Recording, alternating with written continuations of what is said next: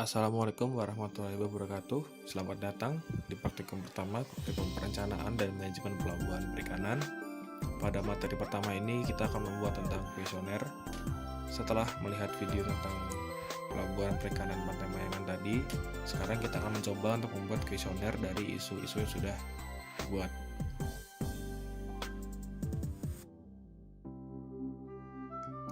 Di sini asisten sudah menyiapkan atau membuatkan contoh 16 isu sesuai dari tema-tema yang sudah dibagikan. Nomor 1 sampai dengan nomor 4 itu merupakan isu dari tema pelabuhan higienis.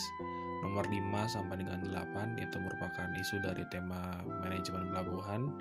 Nomor 9 sampai dengan 12 itu merupakan isu dari tema kebijakan pelabuhan. Lalu nomor 13 sampai dengan 16 itu merupakan isu dari tema desain atau layout pelabuhan. Nah, nanti dari isu-isu yang sudah disampaikan ini, nantinya akan kita coba untuk dibuat menjadi pertanyaan untuk kuesioner bobot dan kuesioner rating. Kita akan masuk ke kuesioner bobot sekarang.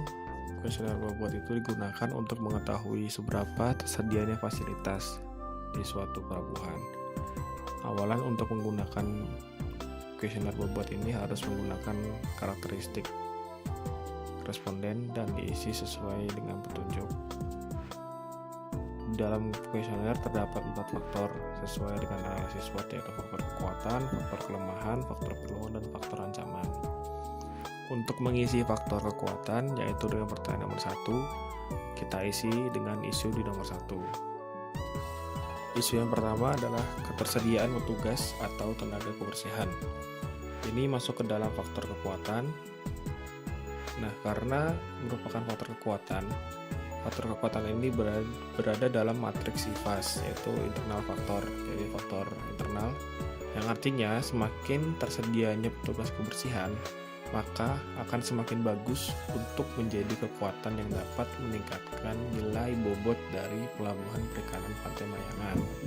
Sehingga untuk pilihan jawaban A sangat tersedia diberi bobot 4 dan semakin menurun sampai dengan 1 jika ketersediaannya sedikit. Kita masuk ke isu yang kedua, yaitu kesadaran masyarakat akan kebersihan lingkungan pelabuhan. Ini masuk ke dalam faktor kelemahan. Karena merupakan faktor kelemahan, maka dia berada dalam matriks IFAS, internal faktor. Jadi dia masih faktor internal. Artinya di sini semakin besar pengaruh ketidaksadaran masyarakat terhadap kebersihan pelabuhan, maka akan semakin buruk tingkat kebersihan di Pelabuhan Mayangan. Sehingga untuk pilihan kuesioner jawaban yang A itu yang sangat berpengaruh akan diberi bobot 1, dan semakin berkurang nanti akan diberi bobot 4. Lalu untuk isu yang nomor 3, yaitu pengembangan IPAL, ini masuk ke dalam faktor peluang.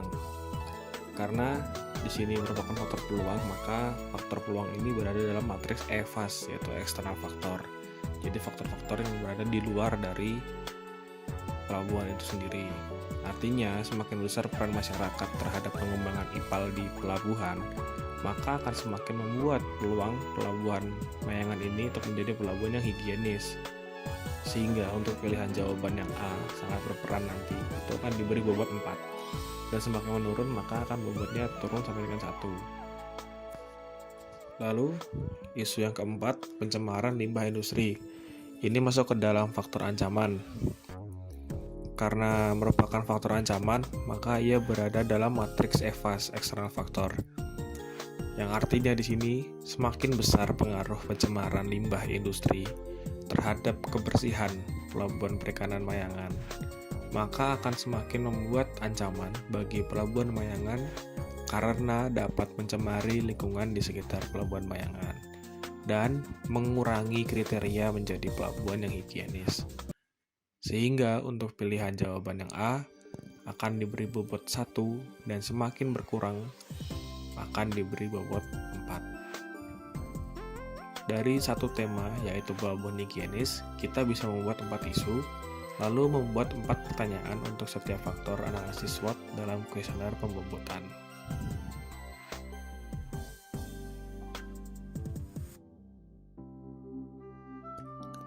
Lalu kita akan masuk ke dalam kuesioner rating. Questionnaire rating di sini digunakan untuk mengetahui seberapa berjalannya kegiatan di suatu pelabuhan.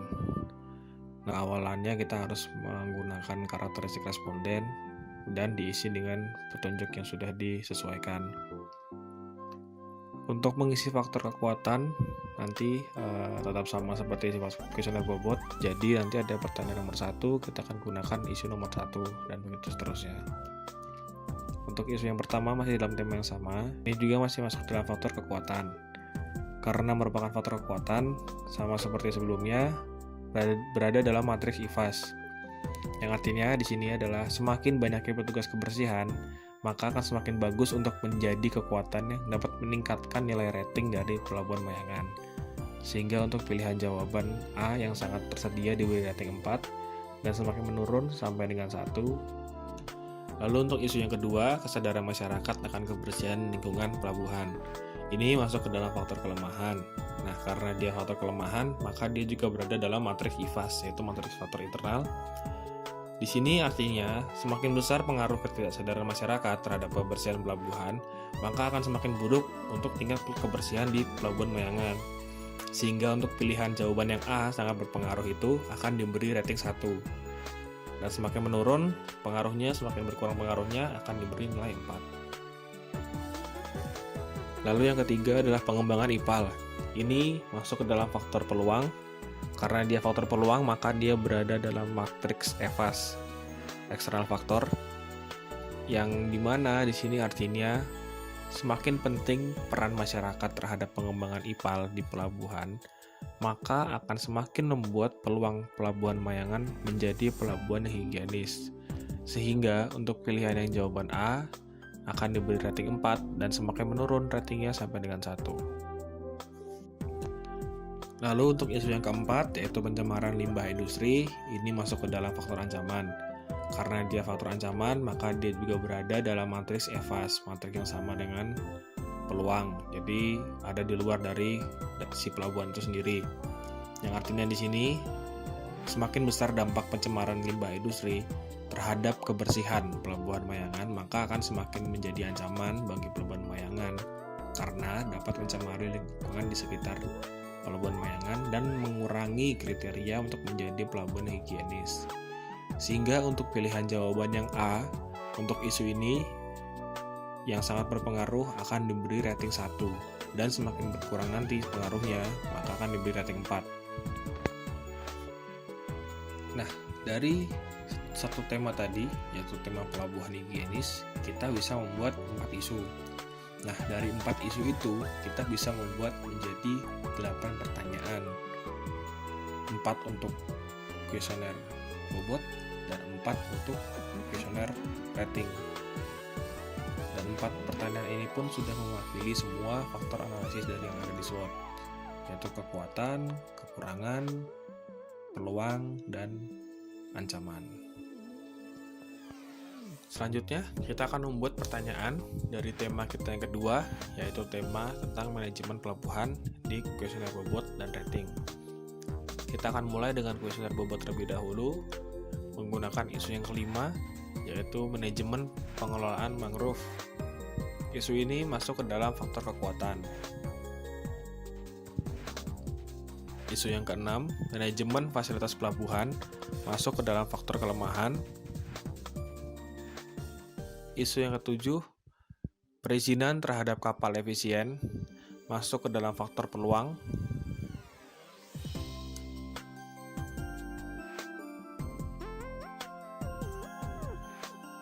Isu yang ke-8, manajemen distribusi pemasaran hasil perikanan, masuk ke dalam faktor ancaman. Lalu kita akan masuk ke kuesioner rating, masih dengan tema yang sama. Isu yang kelima tadi, untuk kuesioner rating, yaitu isu manajemen pengelolaan mangrove, itu masuk ke dalam faktor kekuatan. Isu yang keenam, manajemen fasilitas pelabuhan, masuk ke dalam faktor kelemahan. Isu yang ketujuh, perizinan terhadap kapal efisien, masuk ke dalam faktor peluang. Isu ke-8, manajemen distribusi pemasaran hasil perikanan, masuk ke dalam faktor ancaman. Lalu kemudian kita akan mencoba untuk membuat pertanyaan dari tema yang ketiga, yaitu kebijakan pelabuhan. di kuesioner bobot dan rating. Untuk kuesioner bobot terlebih dahulu, isu nomor 9 tentang kebijakan penggunaan alat tangkap ramah lingkungan masuk ke dalam faktor kekuatan. Isu nomor 10 tentang kebijakan terhadap masyarakat yang tinggal di kawasan pelabuhan masuk ke dalam faktor kelemahan.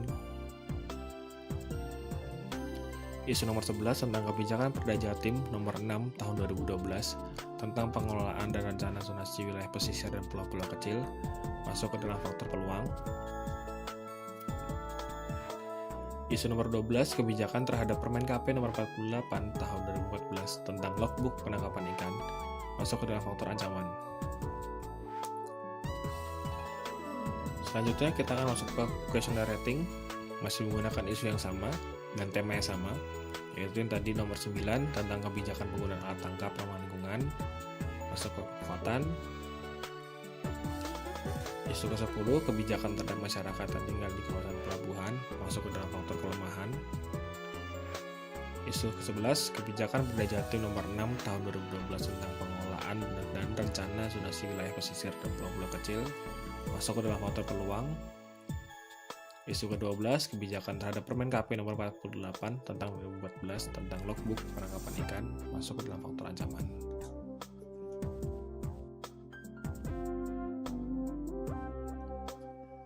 Lalu untuk tema yang terakhir, tema keempat, yaitu tentang desain dan layout pelabuhan di kuesioner bobot dan rating.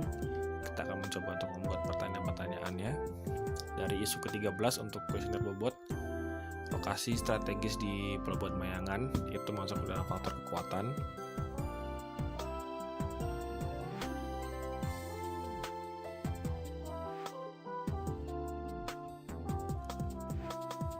Isu yang ke-14 tentang petunjuk jalan di area Pelabuhan Mayangan itu masuk dalam faktor kelemahan.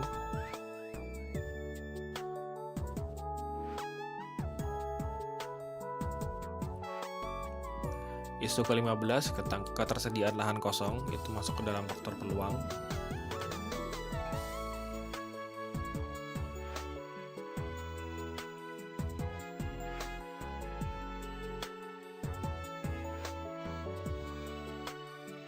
Isu ke-16 pengembangan industri dan pemukiman di wilayah Pelabuhan Mayangan masuk ke dalam faktor ancaman.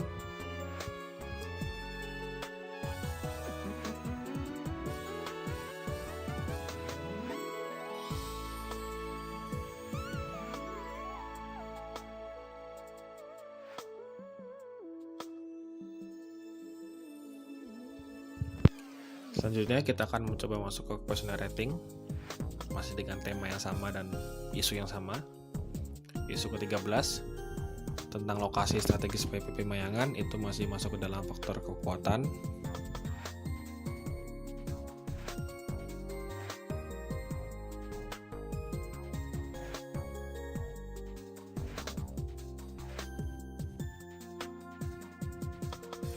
Isu ke-14 tentang petunjuk jalan di area Mayangan itu masuk faktor kelemahan. Isu 15 tentang ketersediaan lahan kosong masuk ke dalam faktor peluang. Isu 16 pengembangan industri dan pemukiman di wilayah Pelabuhan Mayangan masuk ke dalam faktor ancaman. Sekian materi praktikum pertama dari Praktikum Perencanaan dan Manajemen Pelabuhan Perikanan. Terima kasih telah mengikuti materi praktikum pertama dengan baik. Apabila terdapat salah kata, mohon dimaafkan. Jika teman-teman masih belum jelas dan ada ingin mengajukan pertanyaan, silakan ajukan pertanyaan di kolom komentar Google Classroom masing-masing.